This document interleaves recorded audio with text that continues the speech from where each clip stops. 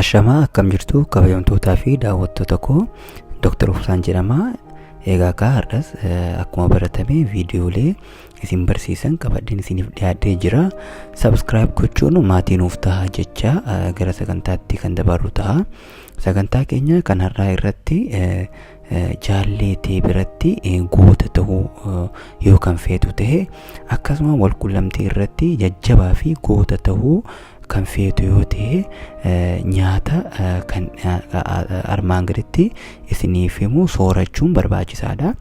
Viaagraa fi kiniiniiwwan walqunnamtii saalaa jajjabina walqunnamtii saalaa fiduuf kennaman isin hin barbaachisu. Maaliif side effectii garagaraa waan qabaniif soorata madaalawaa ta'ee fi kanaan ani asii gaditti isiniif himu fayyadamuun gootaa fi walqunnamtii saalaa yeroo dheeraa fi mi'aawaa ta'e gochuu ni dandeessu. Jaallee teessanis atis akkasuma jaallee kee gammachiisuu ni dandeessu jechuudha. By the way, nyaanni ani isinii gaditti isinii himu walqunnamtii saalaa qofa osoo hin taane generally faayidaalee hedduu qabu. Lifestyle keessaniif jijjiiruu danda'u. Nyaata kanneen faayidaa guddaa irraa argattu. Egaa nyaata naannawa keessanitti haala salphaatti argachuu dandeessan keessaa garuu nyaanni kunniin walqunnamtii saalaaf gonkumaa nu gargaara jettanii isin yaaddanii hin beekne kan isiniif himu ta'a. Irraa baradhaa, irraa fayyadamaa. Egaa inni duraa qayisirii yookiin hundee diimaadha. Antioksidantii fi viitaamina hedduu of keessaa qabatee jira. Fayyaa keenyaafis faayidaa hedduu qaba. Mineraalonni kunniin qaama keenya keessa jiraachuun isaanii faayidaa guddaa qaba. Akkasuma fedhii walqunnamtii saalaa keessan guddisuuf kan isin gargaarudha. Hamma dandeessaniin hundee diimaa nyaachuun dadhabbii walqunnamtii saalaa hir'isuu ni dandeenya. Akkasuma jajjabina irraa argachuu ni dandeenya. Hundee diimaa naatriis of keessaa qaba. Kun immoo tatamsa'ina dhiigaa qaama keenya keessa hedduu akka dabalu taasisa. Akkasuma atleetonni ni fayyadamu hundee diimaa walqunnamtii saalaas duras ta'ee booda soorachuun faayidaa guddaa qaba. Inni lammataa immoo oostiraadha. Sooratni kunneen bishaan keessatti kan argamanidha. Biyya keenya keessatti argachuuf baay'ee rakkisaa ta'us garuu warroonni biyya alaa jiraatan diiyaasporaaleen itti fayyadamuu fi nyaata kana salphamatti reestooraantii seenuudhaan argachuu ni dandeessu. Nyaanni kun ziinkii baay'inaan of keessaa waan qabuuf kun immoo tatamsa'ina dhiigaa keessan yookiin blood flow keessan hedduu waan dabaluuf qaama keessaniif yookaan walqunnamtii saalaaf hedduu isin kakaasuu danda'a. Nyaata kana soorachuudhaan jijjiirama walqunnamtii saalaa irratti jijjiirama guddaa fiduu ni dandeessu. Irraa fayyadamaa. Nyaata kana sooradhaa. Inni sadaffaan avokaadoodha. Avokaadoon of keessatti viitaamin B qaba. Kun immoo fedhii walqunnamtii saalaa keessan hedduu dabala. Akkasuma jajjabina isiniif kenna. Itti fayyadamaa soorachuu dandeessu. Walqunnamtii saalaa mi'aawaa ta'ee fi jajjabina kan qabu godhuuf avokaadoon isa duraa fi filatamaadha. Akkasuma naannawa keessanitti salphaatti argachuu dandeessu. Inni biraa immoo habhabiidha. Habhab kun immoo qaama saalaa dhiiraa irratti sirritti akka dabaluu fi yookaan akka dhaabatu akkasuma jajjabinaa fi akka inni sirritti dhaabatu faayidaa guddaa qaba. Kana malees fayyaa onneetii fi faayidaa guddaa qaba. Habaab nyaachuun faayidaa guddaa qaba.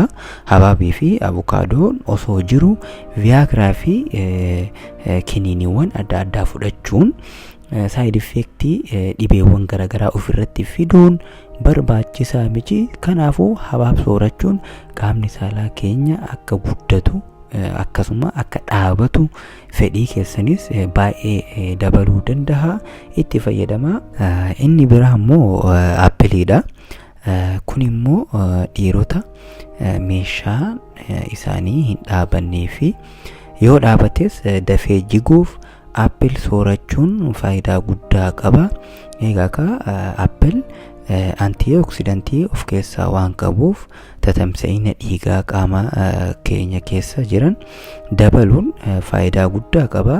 Kanaafuu appil soorachuun qaama saalaa keessan akka sirriitti dhaabatuu fi dafee hin jigne akkasuma walqunnamtii saalaa mi'aawaa ta'e godhuun jaallatee gammachiisuu ni dandeessa. Atis jaalli kee akkasii gammachiisu yookaan barbaadu ta'e soorataawwan asii olitti isiniif hime akka inni sooratu gochuu fi jajjabeessuun barbaachisaadha.